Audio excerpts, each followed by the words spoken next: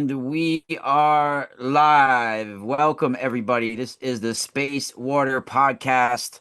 Of course, my name is Ra Castaldo.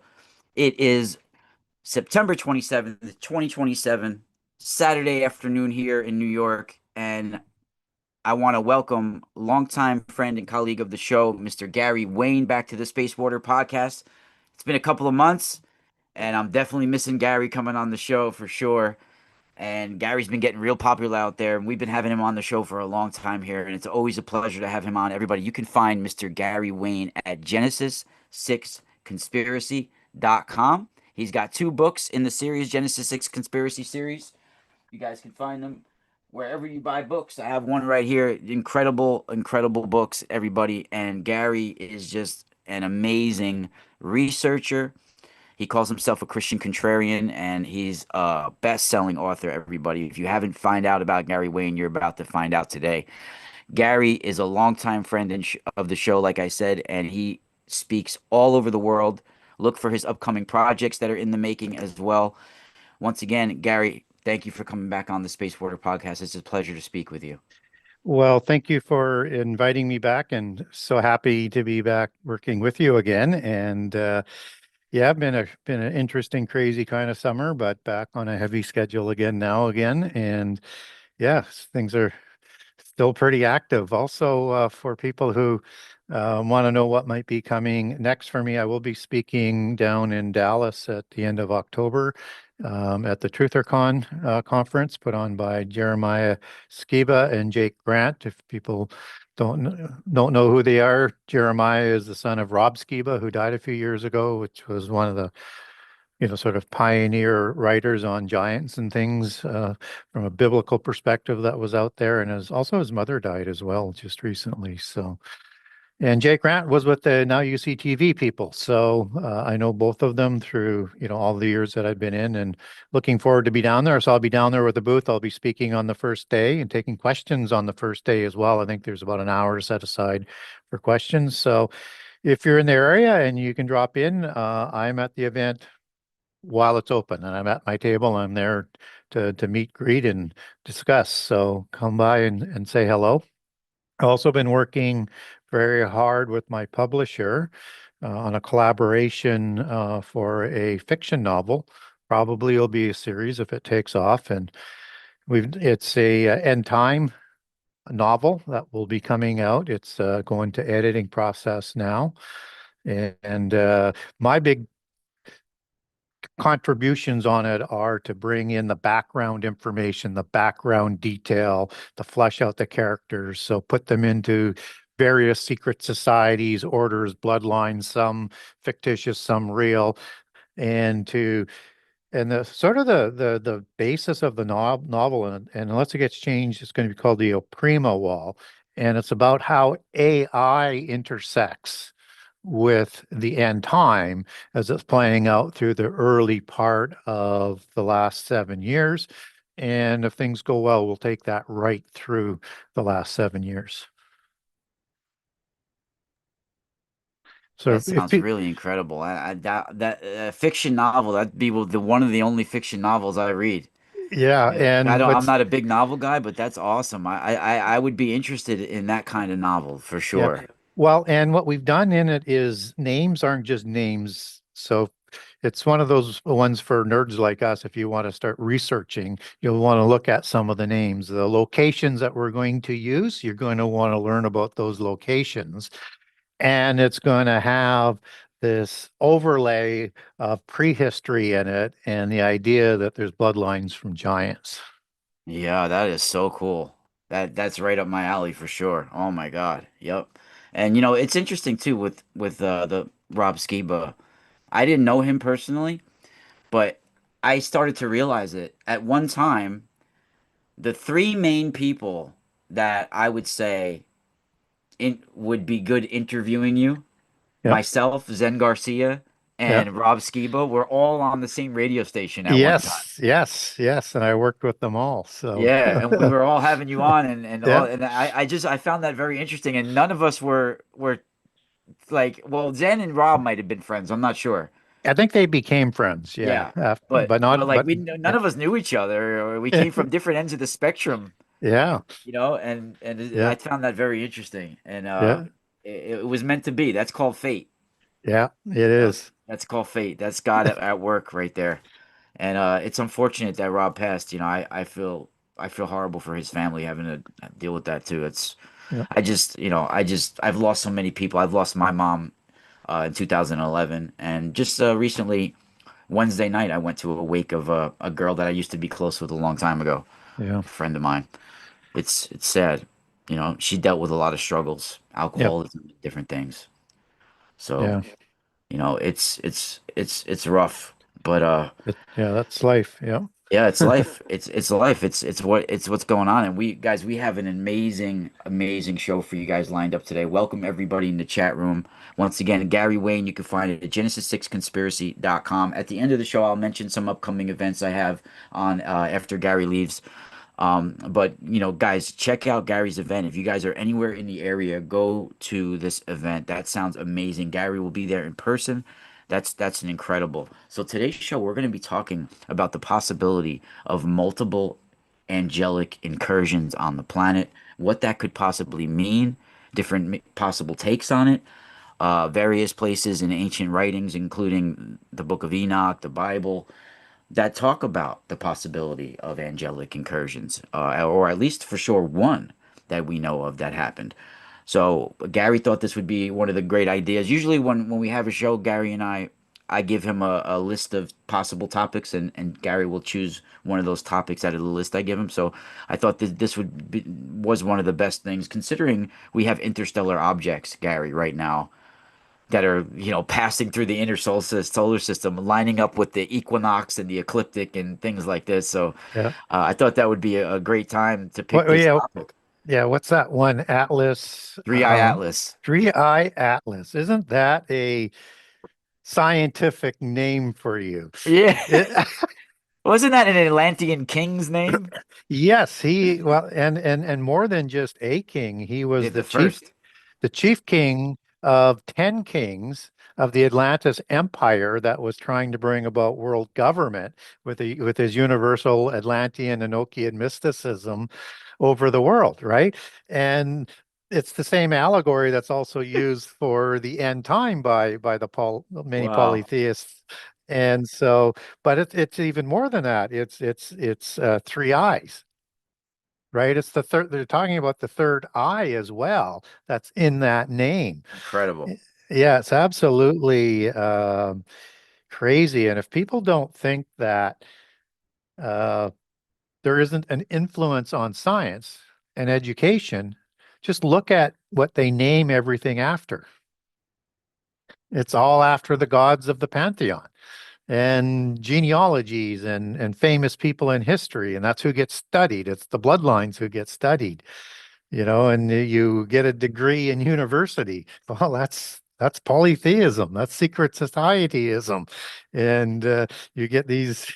Yeah. I won't go through it, but it's just like I- it, it, and you have these initiatory societies on all of the campuses, from Alpha House to Beta House to things like Skull and Bones for the Ivy League, which is part of the Illuminati organization. Like nothing is completely objective, and it's not that they don't do some good research, but I'm not always convinced it's an unbiased research, yeah, yeah, right? yeah. And they don't always research everything. They just research what they want to They research. pick and choose to make it fit their, yeah. Yeah. That's not the right So, way to do research. no, That's the it's complete not, opposite. yeah, not the objectivity that one would think. Yeah.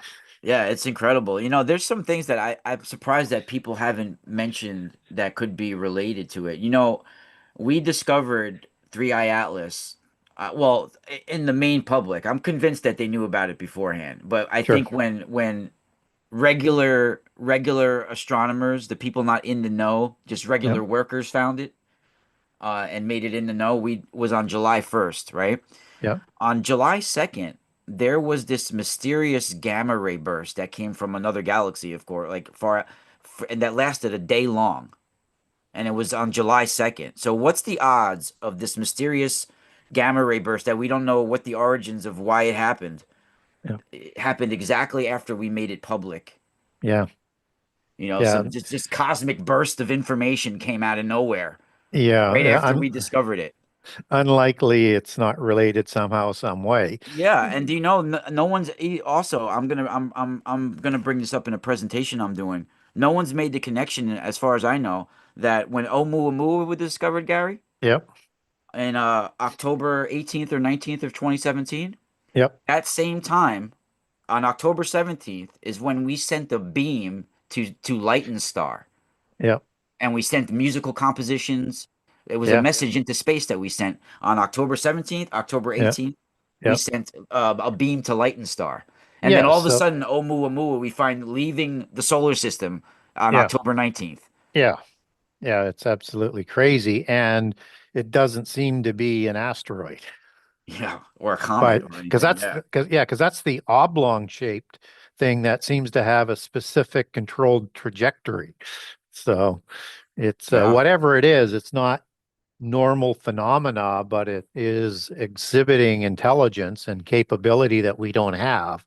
And again, to have that as a coincidence, I know it's an overused expression, but really there are very few coincidences in the world. They're usually of some sort of relationship, whatever that is. So you don't want to overreach what, some coincidences are, but there's something that's interconnected there.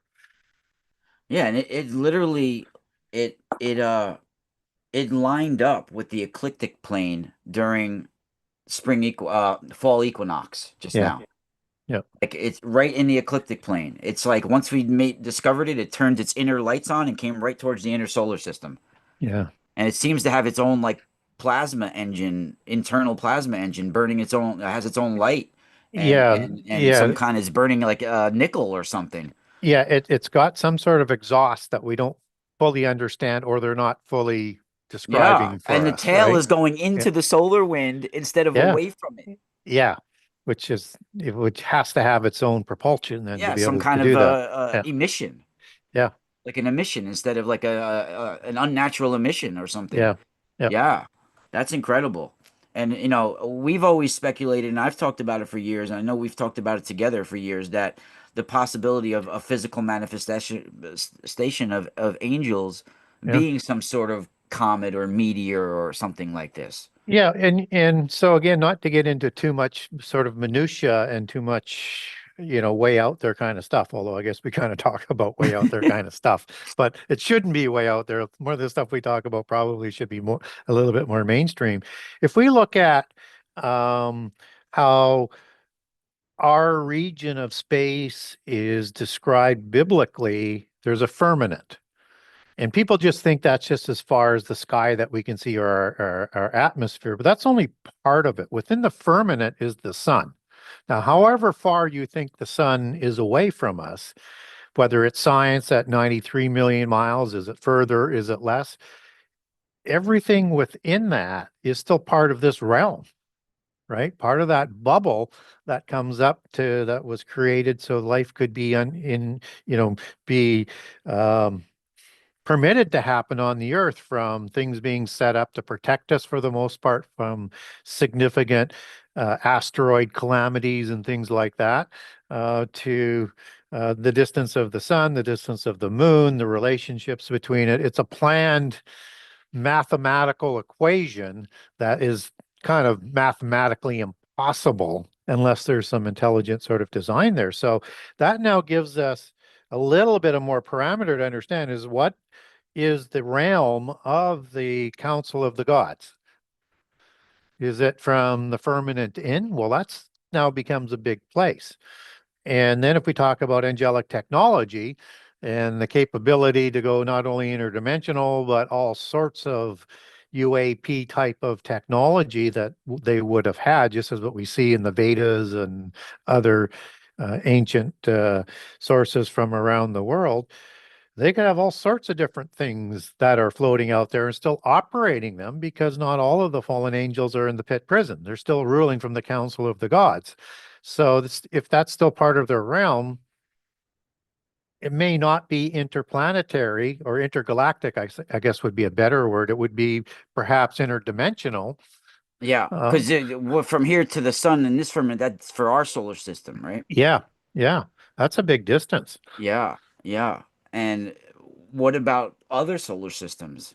Yeah, and that's outside the firmament, which is the second heaven biblically described, and we have no idea how big that is. It's probably infinite. I have no Yeah. reason to question science's take on that. Well, what we do know it's there, and it's something we can't comprehend really at this point. And I would imagine it's like tunnels of light from solar system to solar system, like a gateways, Yeah, that branches out. there's It seems to look like branches the way the universe goes.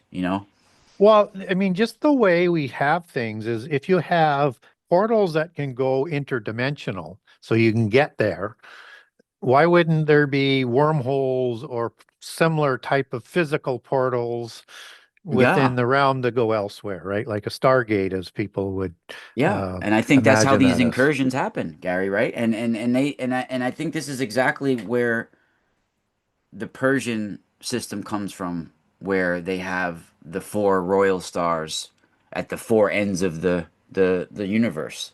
Yeah, You know, the four watchtowers. Isn't it interesting? I always found it too. And I was in a Jehovah study group one time, yeah, and I said, "Look at your magazine cover, the watchtower. You yeah, realize that's what the Grigori call the four royal guardians and their four watchtowers of the sky?" yeah. The four. Yeah, four is a significant number in the angelic or the God realm. So you have, in the book of Enoch, you have them assigned to like the four directions. You have them to the four winds. You have them, Yeah. and they're understood as the four presences. Or we also have a term in the Bible that I think is the same as the presence. Is you have these four riders coming from the throne in Revelation 6. These are not demons, and there's not Antichrist on the first one because demons and Antichrist doesn't come from the throne of God unless everything's going to be turned upside down on how I understand the throne room. These are four angels. These are the same riders that are in Zechariah 6 that are described as spirits, as angels and winds that bring about significant apocalyptic events for specific archangels. And they're called the four winds of prophecy in Daniel 7, where they're stirring up the beast I empires. find that amazing. Because Yeah, these are the stellar winds of heaven, the solar winds, the winds that bring all of everything. That's incredible. yeah, That's incredible. I always found that incredible. And it's just, you have these four royal stars, the what is it? Antares, Fomalhaut, Aldebaran, and Regulus. yep, And Regulus, right? Those are the four ends, the Leo, all those different constellations, and yeah, they're very important, and that's how energies get yeah. channeled in. Yeah, and stars is an allegory for an angel or a god. And they Yeah, all are assigned a specific star as the host of heaven, yeah. right? And isn't it interesting that we even And call the word disaster like yeah, it's disaster, like yeah, being disconnected from the stars. yes, That's a yes, disaster. yes, That's disconnected or caused by the yeah, stars. or cause bad. Yeah, yeah. Wow. Yeah. And so it's all, yeah, the as you get into our English language, it is just a open door of information once you understand the etymology. It just tells you so many different things in so many different ways. But what one wants to be careful of is you have to follow the etymology. You just can't take the English version and say that's a direct word in Egyptian or something. You got to do it methodically and trace the word to make the connections and get the larger meanings. Yeah, that's so true. That's Well, so. and the other thing is the other word that's related in there is catastrophe. Oh yeah. And catastrophe is the Greek term that was used for the flood in their descriptions, cataclysmic, right? But you've got that astro in there, and it's a compounded sort of word that comes down through um, the That's languages and interesting. history. Yeah. Yeah, that's so interesting. Wow, that is so cool. The when you start getting into the words, even the word Nephilim, I always Nephil like oh, and to break that down, always I always found interesting. In some ways, it could almost be interpreted like an abortion from the stars. Yeah, you probably could get there with that. Mhm. And in an Aramaic, as I recall on this, and I believe it's Aramaic, is Nephil, is a word for Orion.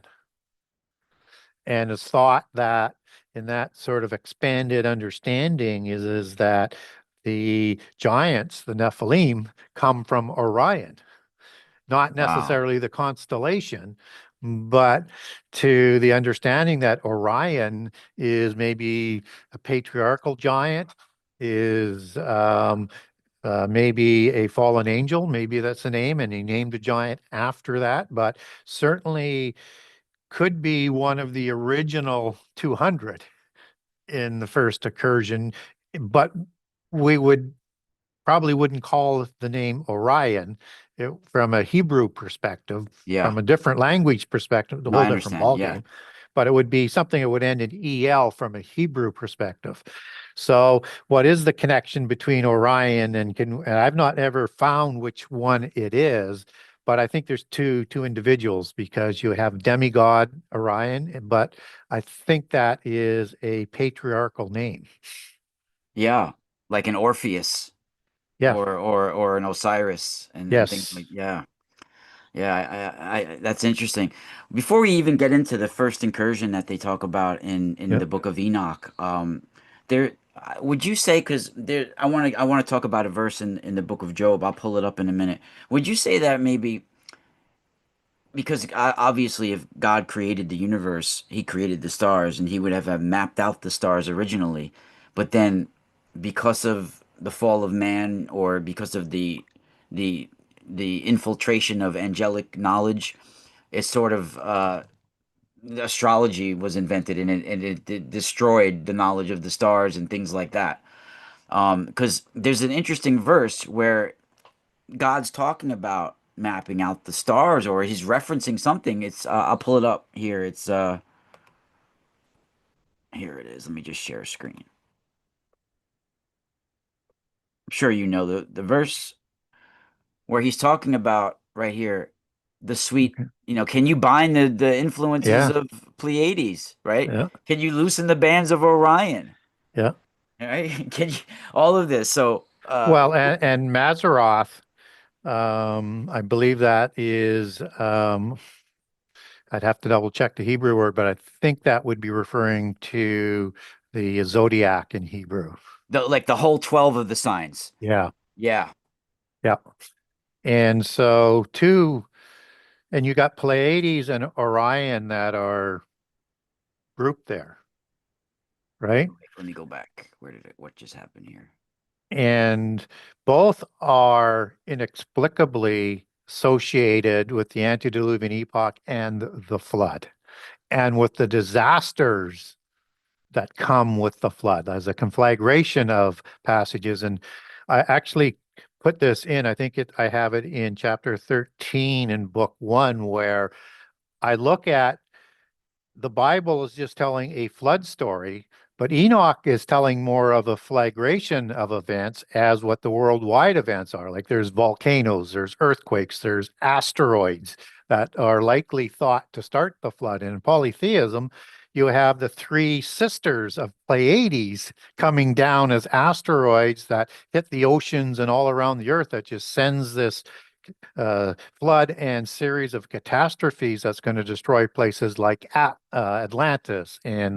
But it's not just in the Greek mythology with the Pleiades, but also biblically with Pleiades and Orion being associated with disasters that you cannot put a time frame in, like the floor of the sea being laid bare, right?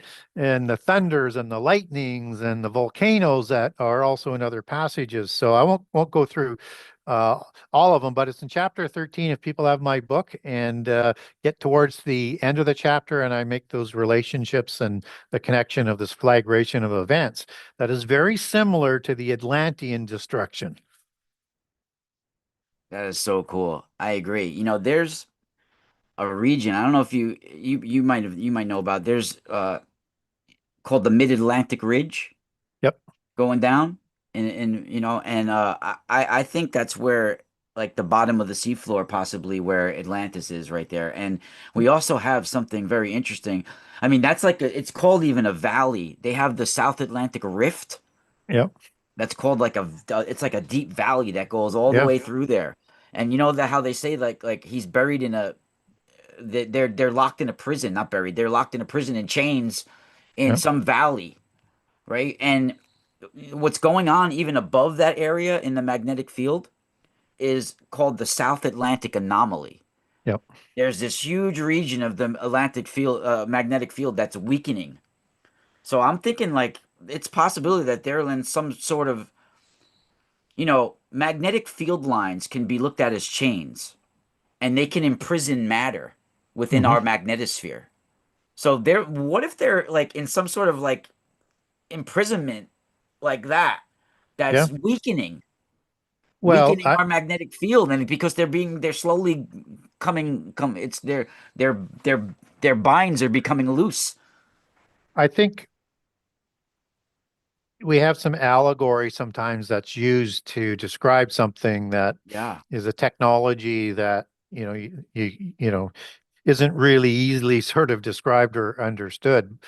And so if you were to imprison an immortal, powerful god, or even a giant demigod of the original one, you would have to do some extraordinary things. yeah, And could you, for a god, that can control thunder and lightning like a storm god, ones that have these powerful weapons and can do things in ways that, you know, through their intelligence that we can't even imagine. How would you chain them? Could you actually create a metal strong enough to do that? Probably not, no, but it might be a chain like yeah, with some other technology. yeah, like some sort of magnetic fields or something like Yeah, that. Yeah, whatever it is that, would be, and you'd have to describe it somehow. So yeah, in our earthly terms, we understand being chained to something or and imprisoned in something. But as the ability of the sentient being goes up with the knowledge and the power it's attained, you'll have to increase yeah, the restraining capability. yeah. And if something like an angelic being like Semyaza took a human-like form, maybe it was imprisoned in that form while it was in that form. Possibly, possibly. And another thing that's interesting with Shemiyaza or Azazel, they are in the occult versions said to be chained in Orion Very interesting. versus Azazel being chained in the pit Pit prison. prison. Yeah. Yeah. So that's always a bit of an anomaly between the two because it's not like polytheist religions don't talk about Sheol, Hades, Tartarus, and the prison, right? They do. But again, it might be just an allegory there, and also might be an allegory that Orion is Azazel. Yeah. And because we have the name of Orion with that star system, we tend to associate it with that, but it might be something completely different. It could Yeah, even mean like a magnetosphere around Earth or anything like that. yeah, Yeah. It's yeah. very So interesting. very interesting for sure. So, and we're starting to get an idea of what this angelic technology is as our technology advances. So we're only now able to, as you're saying, could it be something like a magnetic force or a light force or a combination, or is it a combination of magnetism and something Yeah, that's physical that's exactly all what working CERN's doing. together? Yeah, Yeah, that's exactly what CERN's doing. They're yeah, working with plasmas and magnetic fields and yeah, opening up yeah, doorways, yeah. and I think that's exactly why we have these gateways of light that are dismantled all over the planet. right? Like in Tiwanaku and Yeah. was it Bolivia? Yeah. And then you have the Karnak, the Gates of the Sun in Karnak. You have one in one of the islands of Greece, this big, tall, huge one, and they all seem to be like dismantled, almost like a Yeah. beam of light can come into the doorway and maybe walk into it and come into this realm as pushing itself into matter as it walks into this doorway of light. Yeah. Yeah. So, I mean, how do you go, whether you're human or you're a spirit being, how do you go interdimensionally? Turn to a plasma, Yeah. I mean, and some sort then of what, light. Yeah, and then how do you interact if you are an interdimensional being?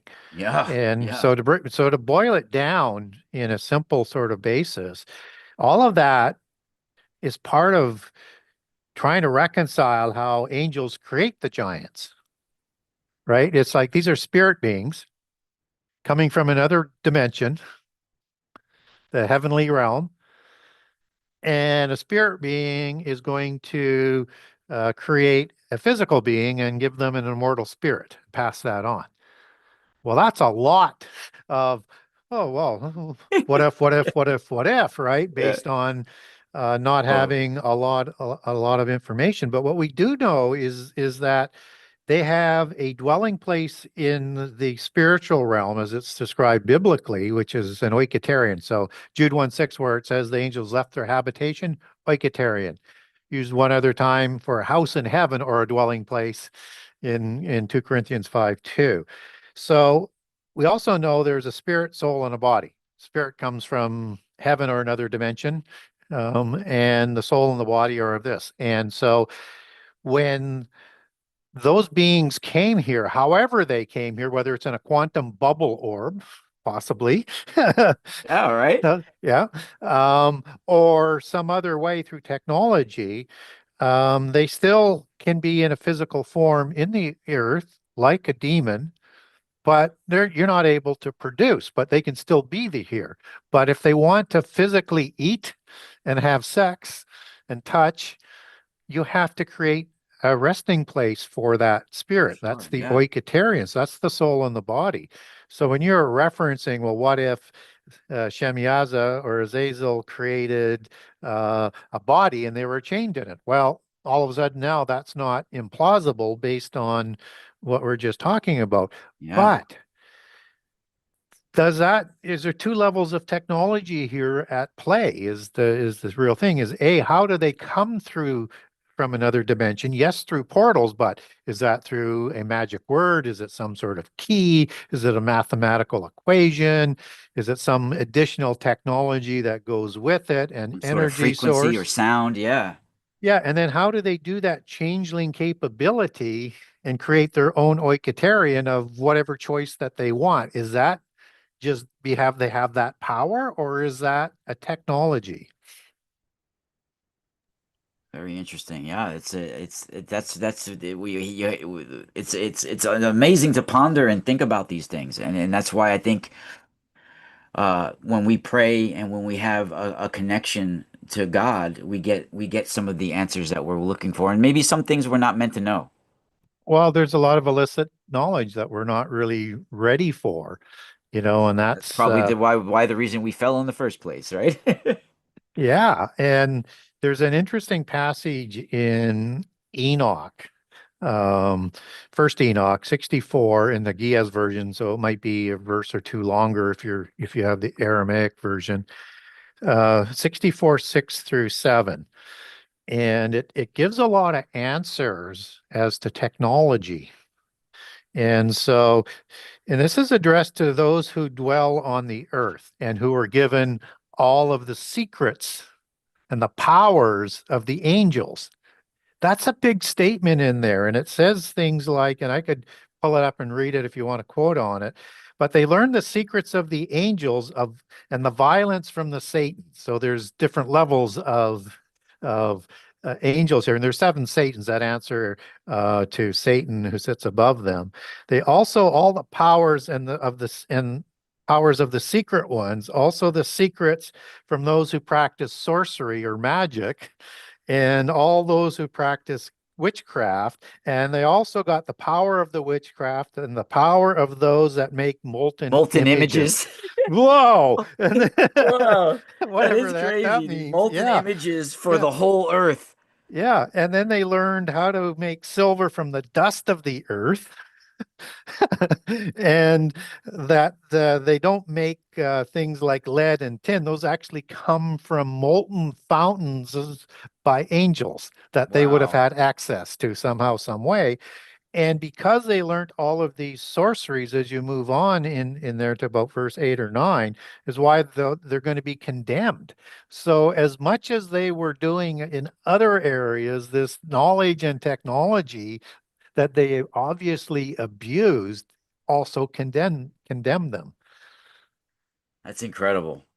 isn't That's it? And incredible. most people, I've never really heard, I don't usually bring this one up. Well, maybe if we're talking about Nephilim magic or something like that, I might bring it up. But um, most people, I don't know, maybe when they get there, they just and they read that passage, it says cognizant dissonance because it's like, whoa, that's I Yeah. don't know whether I'm going to go that far, but I didn't write this. Then And I you, could yeah, read it word for word if people wanted to, but look it up, 64, 6 through 7, and then read right to the end where it's talking about sorceries that is going to cause them to be condemned. yeah, I was reading it right along with you. It's so crazy. And then you wonder why, King Tutankhamun has a dagger in his tomb that's made of meteoric iron, a Yeah. 1,000 years probably before the Iron Age, or Yeah. something like that, or 500 years or so before the Iron Age. And then when you start to look Well, in the Amarna letters, and it was most likely given to him by the Mitanni king, given yeah. to Amenhotep III by They Mitanni. they have found iron in artifacts that go into the parts, out of place Wow. artifacts, as far back as 3000 BC and maybe longer. So this whole idea that the Iron Age doesn't come around to 1000 to 1200 BC is just inexplicable. But they use that misinformation to control what we think the level of the technology was back there. And then they turn around and doubly use it to discredit the Bible because the Bible records iron well before the start of the Yeah, age of iron. And for they say, well, sure. that just shows you how discreditable the Bible is, except that we have archaeological evidence they don't want to talk about that's been discovered that goes right back to the antediluvian epoch. It's so true. So and incredible. and and Tutankhamun, which is again before the Age of Iron, just Yeah. before, right? Yeah. And And his most likely it came from his grandfather, Amenhotep III, which would be yes, even earlier. yeah, exactly. And the Philistines are the ones that are actually who from Crete and seem to have perfected making iron and also other parts of Greece as well, because it's coming out of Greece, even in the secular version. Um, but explains that if they were having iron weapons added to their swords and to their chariots, it's not hard to figure out why they were one of the most powerful nations as part of the Indo-Aryan groups that they were sharing or selling this technology to when they expropriated Gaza from the Avim giants, from the Anakim Yeah, giants. for sure. But they Yeah. also had giants with them as well, because they lived amongst the Cherithim, the Pelathim, and the Casualhim giants. And the Philistines were a hybrid giant because they were descendants. So they were large, but not as Yeah. big as Goliath would be. And You know, Goliath would be a descendant of those Crete giants, especially um, as you take his name back to the Greek derivatives. And same with Ashish, which is a Greek name that replaces Goliath as king at Gath. it's insane. Yeah. Yeah, You and I had done a show where we speculated and even further. I had this idea that the clowns that everybody talks about yeah, associated with the Nephilim, that it might have even come from like a Mitanni, because the Mitanni were they had supposedly they had these baggy Persian type pants, yep, right? And they were oversized dudes piling in a chariot, yep, right? And they would have these three ponytails, these weird hairstyle, and then yep, paint their face white like a ghost. yep, So, and then if you got red blood lips, right? And your face is white like a ghost, and you got these weird ponytails, and you're an oversized dude in a chariot. It looks like a clown. Yeah. You know, like, And that is a typical depiction of a jinn yeah, in Hollywood style of depicting a jinn coming out of a genie, right? So again, that's all through the same sort of tradition of the Persian Aryans that you're taking that of. But those are kind of similar to what we see show up in India and in China too. true, very true, Yeah. very true. It seems to be a worldwide culture at one point, you know, Yeah. and then it's split up into clans, Yeah. you And know. when we talk about giants having pale white skin in their original nature, I mean, it's not, I mean, I'm pale, right? But this is more albino color. Like moon white. Yeah. This is Yeah, something distinct and unique. And again, not that this one's scriptural or not, but it's interesting in the book of Lamech of Cain.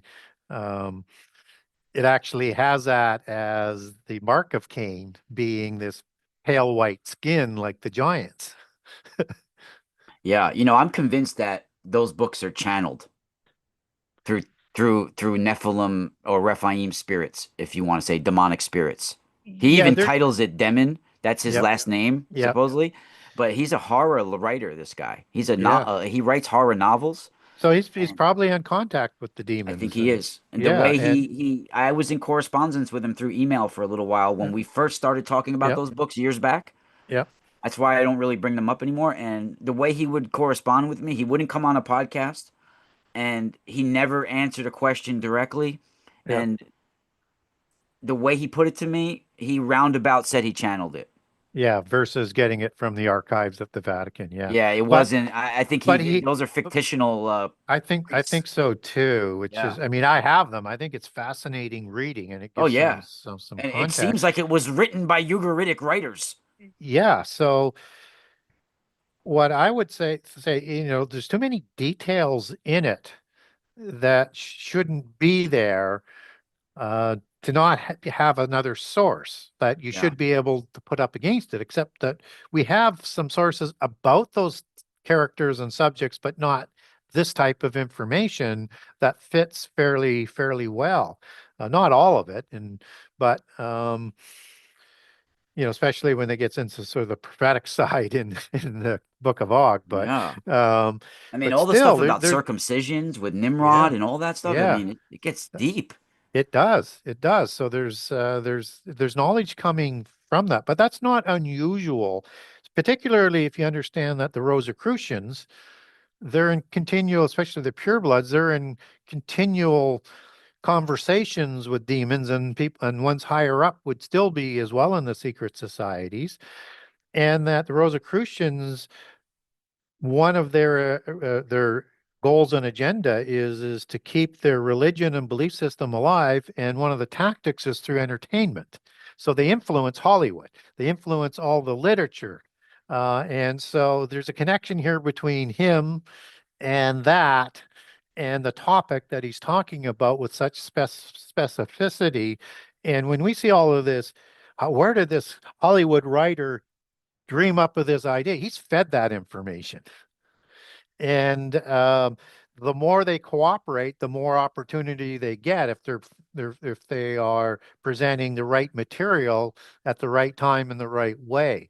But you're usually part of the bloodlines if you're being fed that information. You may not be receiving it directly from a demon spirit, but the people providing it would have that either from their archives already or new information from a demon spirit. Yeah. Very interesting, man. It's so much to go into and so much to think about when you start going into it. It's a deep rabbit hole, yes. Yeah, it's almost impossible to come to a conclusion with certain things, you know. It's Yeah. And the other thing is you don't know if it's directly from a demon, how much is true, how much is ad lib, because yeah. there'll be deception that will probably come with it. And And then when it is gets, it even worth trying to discern? yeah, yeah, well, there's stuff in there to discern, but you would have to know which parts to discern. Yeah. And that's typically what happens is a lot of in this entertainment is that I mean, it's a fictional story with real details. It's kind of the premise that we're doing the Primo um, conspiracy on is the characters, some of the organizations, how things how might play out is what we think, but it's based on stuff behind that you can sort of get there with the understanding. That's also what mythopoetic is, that Tolkien and Lewis wrote with, and MacDonald and all the ones that were part of the Rosicrucian Inkling Society, right? Or they're writing about history like Shakespeare, which was part of the Francis Bacon Spear Shaker Society. You can't make this stuff up. They control the entertainment and the literature all the way down through history. Yeah, it's so true. And do you think it's possible that originally, like how you said, like the firmament is from here to the sun, Yeah. that Lucifer was supposed to be, this was supposed to be his domain. Yeah, and well, he may have even had a larger realm, but I think after the rebellion, it gets restricted. Yeah. And if you have a renewal of the earth after a destruction, just as Psalms 104 says, when God sends his spirit, the earth is renewed. And guess who's sitting there above the chaos in Genesis 1:2, the Ruach of the Elohim, the Holy Spirit. Um, and they're renewing the earth in the 6 days and creating the firmament, which is also called heaven, so that the earth that was in the water, that was out of the water, can create life. So if you had a destruction before, that firmament would collapse. And so in the renewal, you would have to separate the waters below to the waters above. So I think however far that firmament goes, you could say would be his realm, because that's the realm that contains the earth where all of this is playing out. And in most of the literature, earth is the jewel. Earth is the one, and particularly it comes out very clearly in Doctor Strange, the two movies there, and the first one in particular, where they're fighting with all of this Rosicrucian secret society, alchemy, magic, priests, and Eastern religions interdimensionally against the Dark Lord of the universe to win a negotiated settlement to rule over the earth,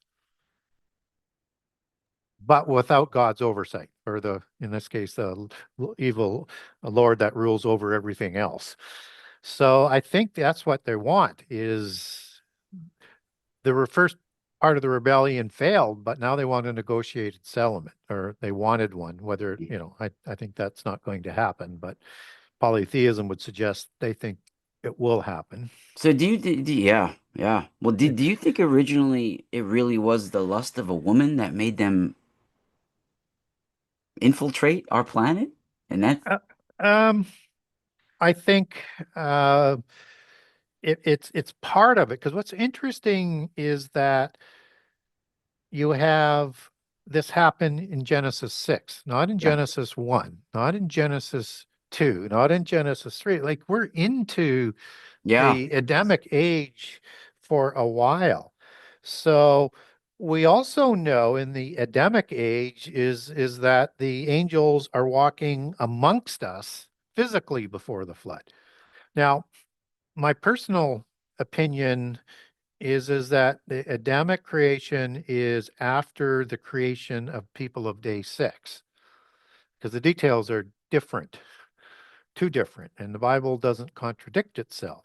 And you have to account for how Cain gets a wife and wants to build a city after, being ostracized. So it would seem then, because the details, even the creation order is slightly different, that it almost might be a restart there. And also when you factor in that 2 Peter 3 passage, because it's a real template for the beginning, it has a day is like 1,000 years for humans, for God. And people will say, well, it's a 24-hour day based on Genesis 1, except that day 1, there is no sun, there is no moon, there is no firmament. That comes later. There's light. They say, well, that's what it is. Well, the light, Jesus said, that's me in John 1 and 8. And he's the Amar, he's the word.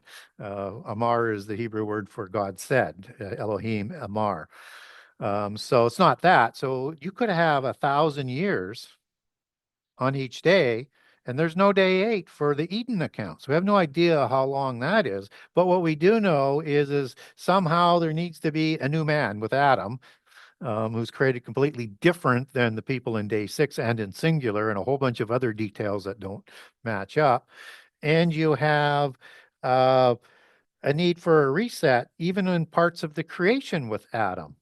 And so that tells me that the rebellion is before Eden, and that all of the people of day 6 were being polytheistic and following the pantheon of the gods.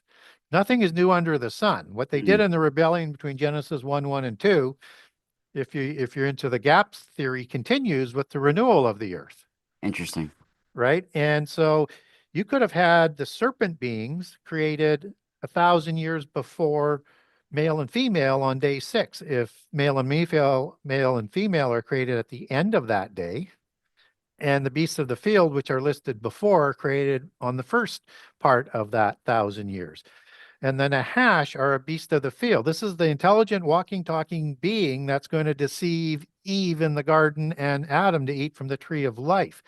The hash is a serpent, yes, but its root word, Nahash, spelling of the same way in Hebrew, is necromancer and sorcerer and words like that. It's a polytheist priest that's a walking, talking, and a royal type of being, as the Gnostics remember, the Nahash as a serpent has, and as tall as a camel, so bigger, almost almost giant-like, but not as big, and serpent-like, and would have been a favored being of seraphim, dragon, A serpent-faced fiery serpent, right? watchers. Yeah. So yeah, you have all of this going on, and it suggests that the Nahash were the ones that were controlling the whole organizational structure as kings and as priests, kind of like a king priest originating concept.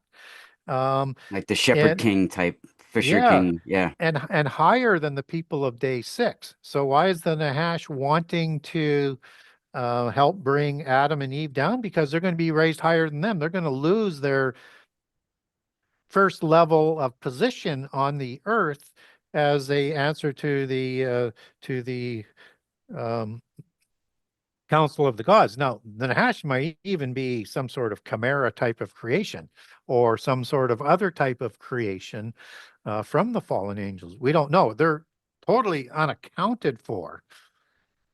So it wasn't the Um, women specifically. They were already walking the earth. It was they that came later.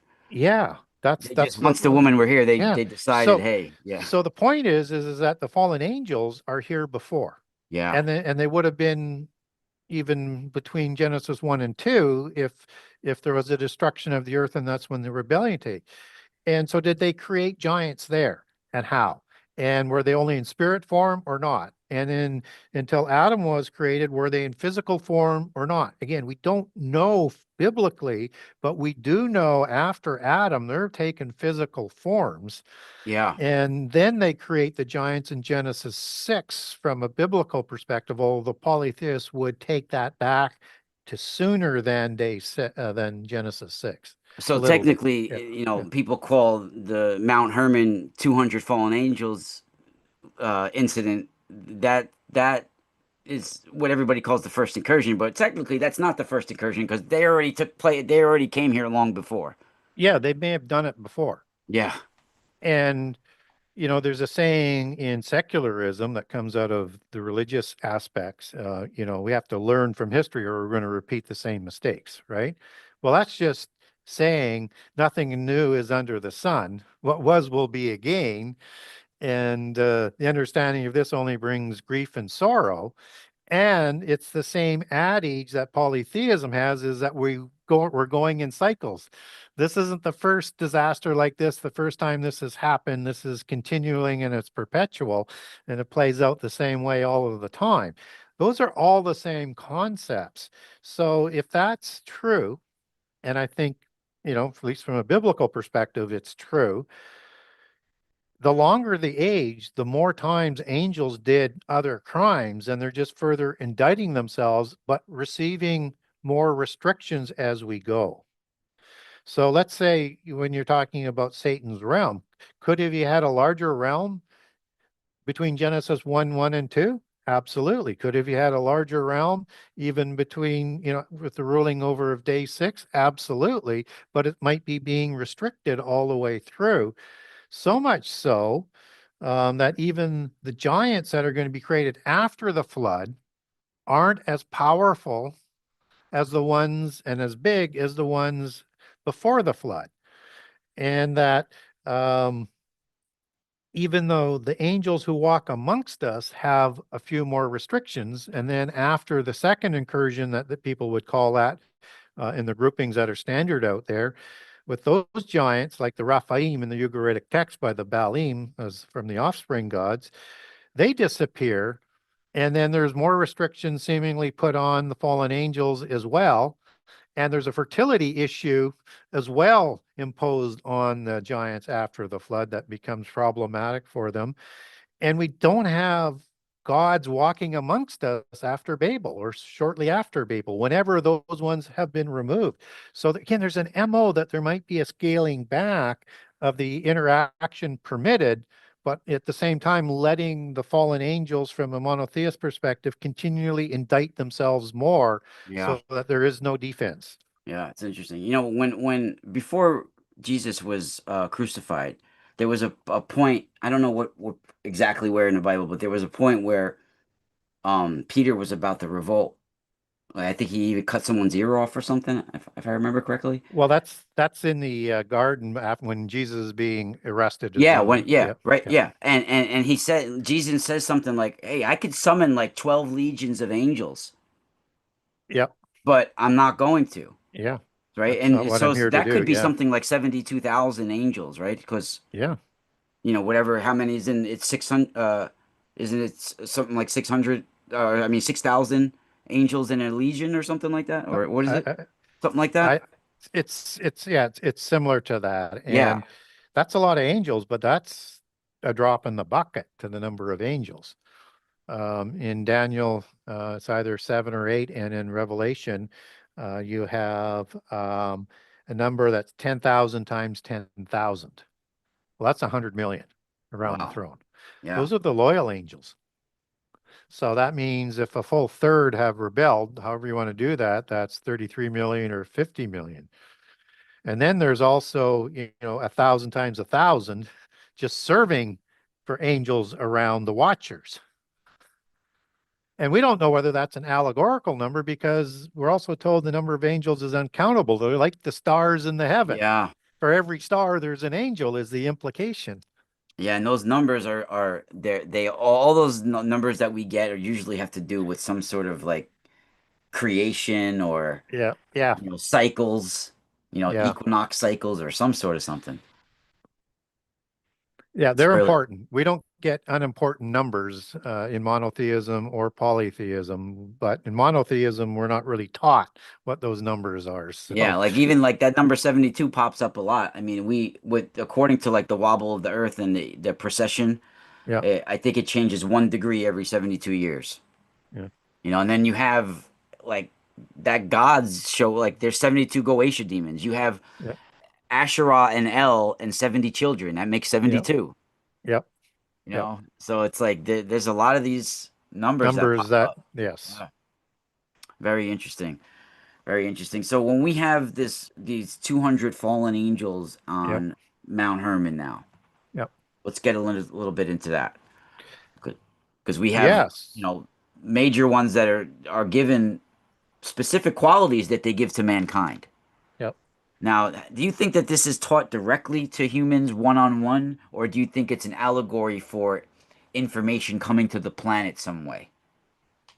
Um, I wouldn't necessarily say that I would mix the creation of the giants with the delivery of the knowledge. And the reason why I wouldn't necessarily get there, it's part of the same narrative. And Enoch clearly describes the knowledge Well, and what I'm the, saying, not the giants, I'm yeah, saying like they have specific angels that yeah. taught humankind certain Oh, I things. see. Right. Like you Yeah. have Semyaza taught even like cosmetics and things like this, right? Yeah. Yeah. And in that, they're basically saying the knowledge is coming down on the illicit knowledge through the wives. So the wives are probably becoming also priestesses and Yeah. demigods. Um, in so doing. But there's other knowledge that doesn't come through the wives, like the passage that I read in chapter 64. So there's several channels of technology that's coming down. So yes, they are producing offspring and they're providing them everything they know. But according to the Book of Enoch, but I don't believe that angels would teach the demigods everything they know, because then they could rebel against them and take over if they're equals. And they're not equal. They're an inferior being and they're demigod. They're, very powerful, very strong, very gifted, very knowledgeable and has technology, but they're not at a Zeus level. They're not at a Kronos level. They're not at an Anu level. They're still subservient to them, serving them from the council of the gods. So and the only reason in that war gene, because they were taught all the arts of war and all of the violence from the seven Satans, right? Including Azazel and Shemyaza. And I think they're the same. That's why I group them together. Um, so they were certainly taught and provided technology from many different avenues. And the question gets to be is how advanced was that violence and technology to produce that violence? Well, so much so that in polytheist records, likely to able to do planet destroying capability, which was done when you look at the War of Gods in the Vedas, probably between Genesis 1, 1, and 2, based on Veda datings, would be again aligning up with an angelic rebellion. But with the Gnostics, Freemasons, and their Polychronicon and history of Freemasonry, they talk about saving this knowledge of the antediluvian epoch. And again, this is probably allegorical, but they said they put it in 36,000 um, 36,250 books, which is 36.25. It's a solar year, stacked on 9 vaults on top of each other under the Great Pyramid. So yeah, there's allegory and stuff that's in there, but is this just knowledge or is it also technology? But what they did was they put the directions to this knowledge on 2 pillars. One was to survive a flood, and the other one was to survive a destruction by fire. So that tells us, from a polytheist perspective, they didn't know which catastrophe was coming, but prepared for both. And of course, it was the flood comes. So Hermon, in that accounting, finds the pillar, finds the knowledge, and takes it to Nimrod, who builds Babel City and Babel Tower, who is somehow going to build a mud brick ziggurat pyramid that could go into heaven and interdimensionally if God ever got out of line, and he'd slay him. He'd go up there and slay him. So unless he is a madman, he's probably applying some very advanced technology. Yeah. Yeah. I mean, maybe it's even an allegory for some sort of advanced telescope, It would be a lot of things. that can reach to the heavens. I mean, we've talked about it before. Vatican literally has a telescope on Mount Graham named Lucifer. Yeah. Yeah. Literally on Mount Yeah. Graham, the place where the the local indigenous tribes said that there's a portal that exists from Mount Graham to the sky, and that mountain giants Yeah. protect that portal. Yeah. So when we're talking angelic technology, we're not just talking low-level human technology that's trying to catch up, where you might build a certain thing that has limited capabilities. Angelic technology would be a center for all activities that they wanted to be able to do. It would just be that advanced.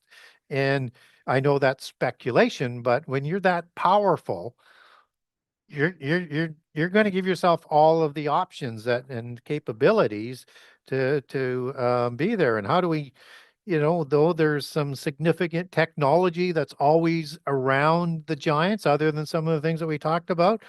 Well, how about a FOIA request? Um, by a woman by the name of Denetra Senegar, who is from the Hillary Clinton office. And I actually have the FOIA number, requesting the documents pertaining to the resurrection chamber of Gilgamesh. Gilgamesh and the Yeah. location of his body and the location of the buried Nephilim. Resurrection chamber. That's technology. That means that would be so far advanced to what they're trying to do with a digital medical bed that we Yeah. have today to what the giants had. And I think you might have sent me that before. So if you guys want a copy, I could send it to you. Yeah, I think you've sent me Yeah, information on that once before. yeah, That's yeah, and incredible. yeah. So they're not going to be asking for this information if she didn't already know about it. And this discovery was done while she was in office and Secretary of State. Now she can't take classified documents, or at least you're not supposed to. But this is on a FOIA request, and I don't know whether or not they got it or not. But they were very specific in what they were asking for. Well, I know they went to the Iraqi museum. They Yeah, when after 9/11 happened, yeah, they went right in there. yeah. So I don't know what they did then. That's a different time than this exact thing, but I It's know all that related. It's they were all raiding related. that Yep. area, Yeah. man. You know. So, and now they're digging underneath the pyramid, and we're finding out there's significant chambers there. Who knows what we're going to find there? Well, didn't Saddam Hussein he brought back the Temple of Ur, Yep. right? Wasn't he? Didn't he reestablish that at one point? Yeah, and also they were excavating at Babylon and Eridu as well. So, The ziggurat, right? The yeah, the ziggurat. ziggurat. Yeah. Yeah. So in Errata, the Lord of Errata and Ninurta's Pride, a couple of Sumerian stories, the Tower of Babel is at Eridu. Now, there's different mountains that are named all around the world with Babel accounts. But again, this is the state-of-the-art knowledge that they're using that was preserved through the flood. And it has to be destroyed. Now, in the polytheist accounts, it's the council of gods that are saying humans who have technology of ours are not going to have that knowledge today, and we're going to disperse them. Whether it's the council of the gods or it's God who disperses them, there's an event there that is identical. They just, and in this case, the name is En-Merakar, which is third generation after the flood in the King's List, just like Nimrod is.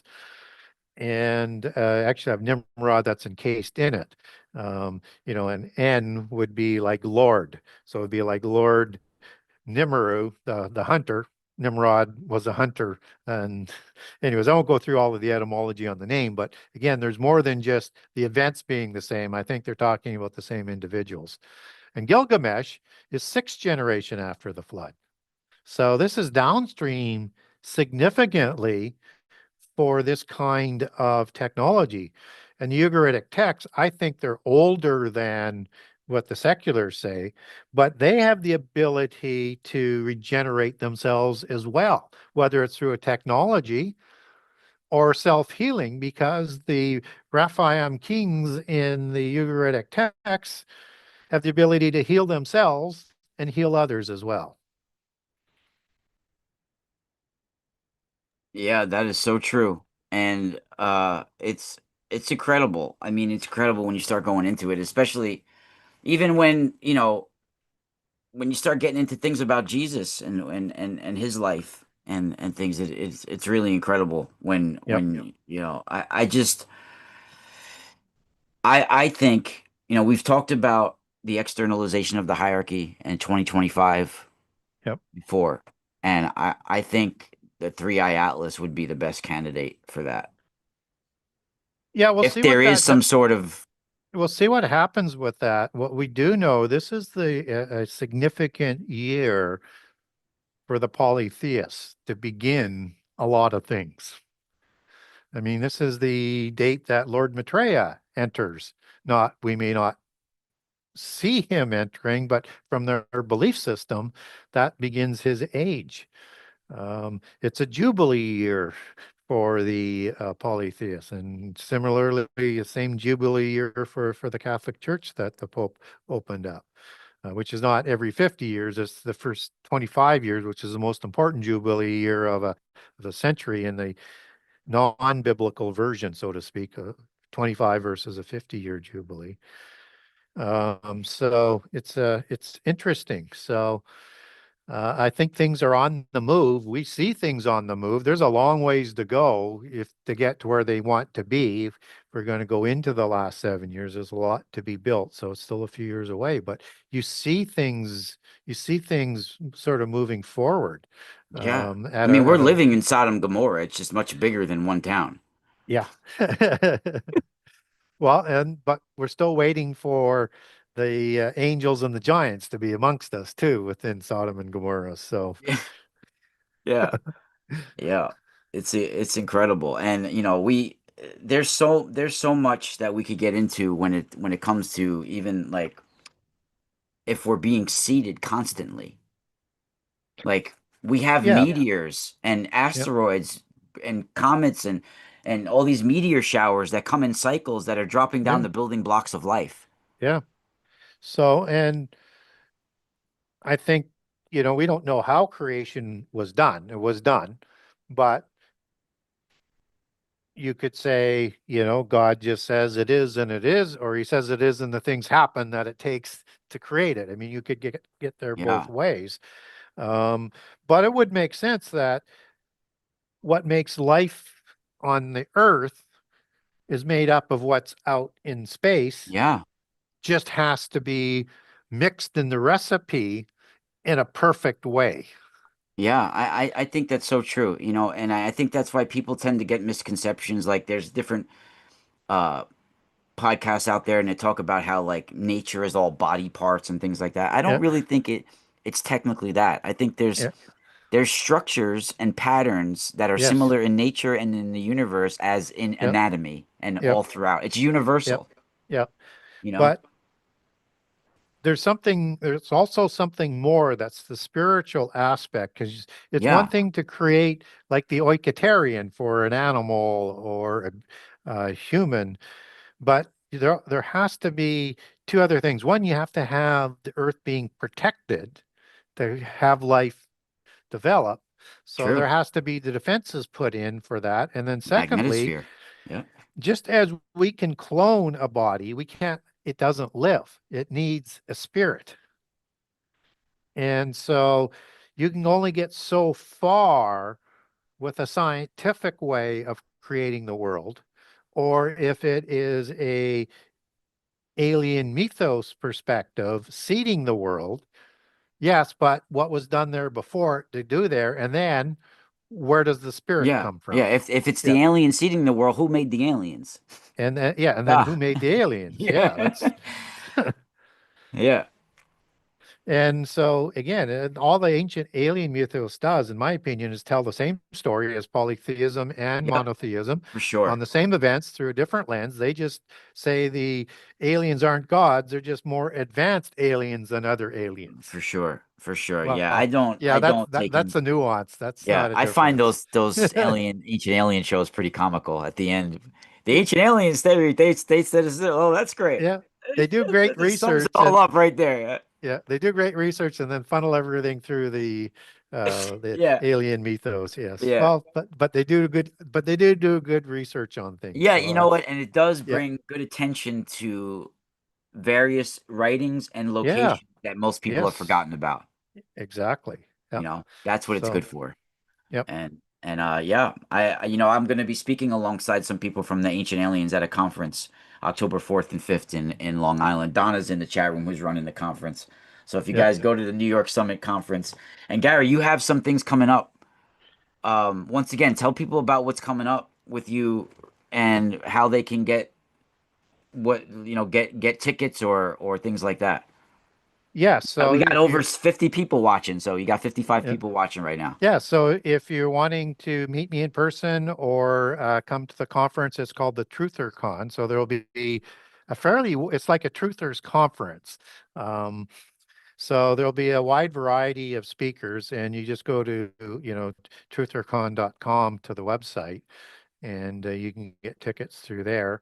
It's in Dallas, October 25 and 26, if I've got the dates right, and I think I do, on the weekend. And I will be speaking on the first day, but I'll have a table and a booth set up. I'll be doing signed books, answering questions, and doing a presentation, and also answering questions on the stage by the looks of the agenda. So yeah, so that's if you want to, I don't do a lot of conferences. If I'm going to do some, it'll be a couple a year because just too busy doing other things. And also we have a project that's coming out, hopefully early in the new year, depending on how fast we can get through the editing cycle. But the publisher is the one is the co-author on it, or I'm the co-author with him on it.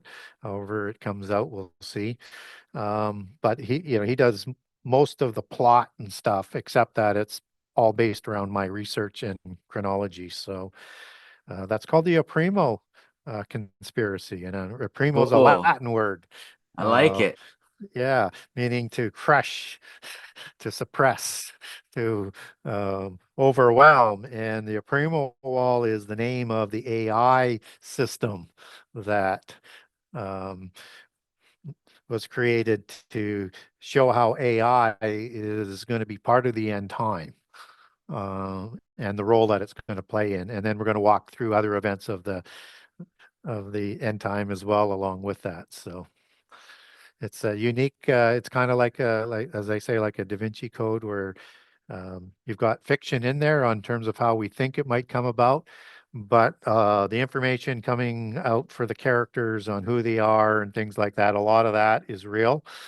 Even though a couple of the organizations we decided to do um, as similar to other types of organizations, but you'll have like Rosicrucians and Freemasons and other sort of organizations mentioned in there as well. So yeah, it should be. I think it's going to go over well. I kind of like how it's I written, know it will. and yeah, I and know it will. it'll start to get people to start thinking about things in a way that we see going on around us today. Gary, we've been literally for like 10 years doing podcasts together and in Yep. correspondence together. I've seen you grow massively. Like it's been a pleasure to watch you, I mean, guys, if this is for some people finding Gary for the first time in my chat, Gary puts in a grind like no one else. And if any person is well deserved of achieving success, it's Gary. Gary, you've put in so much time and effort into people getting this knowledge to people. I really appreciate it. You're a blessing. I Well, really, I thank you for that, and I always try and keep what I'm trying to do front and center, and what guides me. All I'm trying to do is provide information to people to help them connect the dots and make decisions for themselves as to what they believe. And but it seems to be resonating more in the last 3 or 4 years. yes. So, but I think the times are sort of dictating, saying, well, maybe there's more to this than what I would have thought. And maybe it's not just entertainment. Yeah. And I would suggest that people sort of do that, you know. And when we When you talk get goosebumps from when someone speaks, it's not just entertainment. There's something Yeah, more to it. there's something more to it. We're Yeah. talking about uh, doing some sort of strange combination of images from the book of Enoch, with all of the power that goes with it. And when we're talking about AI and the power that goes with that, there's something in between that we can get out of prehistory that might imagine where we're going to the mark of the beast system and the image of the beast, which is probably going to be demonic and AI working in perfect sort of harmony. Yeah. There's there's a term that comes out of the Old Testament called teraphim. And what's interesting about the word teraphim is um, it means a talking idol and a family idol and an image. Like So those of Asherah, right? yeah, Yeah. and exactly. Avashra is a classic example of it. And some of the images were also ones where the prophets were getting their knowledge from, because family idols would talk about the future and try and help their family. And they believed it was a family ancestor. It's not. It's a Rephaim. It's actually rooted in Rapha for healer, which produces teraphim. Also, it produces demon spirit and also a giant. So same root word for the Yeah. same meaning. And so in Genesis, there's an interesting one where I mean sometimes in the Bible it'll say teraphim in the King James Version. Sometimes they'll just say image, and sometimes it'll just say um, idol. And there are different kinds of idols. So they didn't do a very good job of translating, and it sort of gets all jumbled up. But sometimes it says teraphim. But this case here, where it does say an image and an idol in Genesis, where Rachel is taking the family idol from Laban, who lives in Mesopotamia, and he comes out and wants it back because it's his family idol, Yeah. his family image. This is teraphim. He wants Wow. it because it's a talking, speaking Yeah. angel. And this is suggesting that this is a technology for the demon spirit to have as an oikentarian, not only for rest, but to be able to interact, at least from a voice perspective, at the minimum, with the physical world. This Very is interesting. Yeah. this, I mean, this may not be the level because of the time where, these are disappearing and the influence that they have, but this is based on technology that came before. Yeah, So it's like a wooden rendition of something that was much older, and yeah. yeah, and so the connection is this, and here's the point on it is whatever Antichrist is going to do with this technology, with this image and AI, it's happened before the Yeah, flood I agree. and I maybe agree. before that. Yeah. Yeah. And so we need to understand as best we can all of that so that we can better understand what's coming forward. Yeah.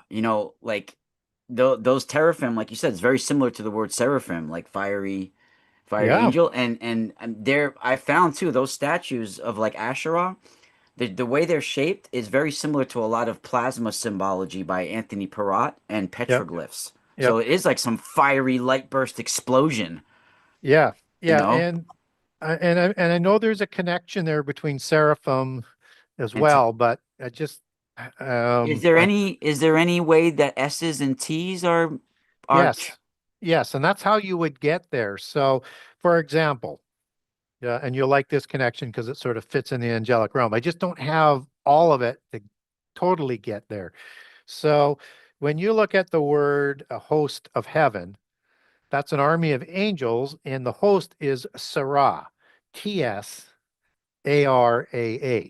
So you can have that Sarah name. So Sion is a different, as in Mount Wow. Sion, is TS versus, as we would see Yeah. transliterated from the Mount Zion. And so there is a relationship there. I just haven't cracked all of it yet to take it all the way back to Seraphim. But I mean, you just have so much of Seraph in there, like Turaf, as in the singular. Seraph, if there was an S there, but the Teraphim doesn't have the S in there. That's one of the problems. So, Yeah.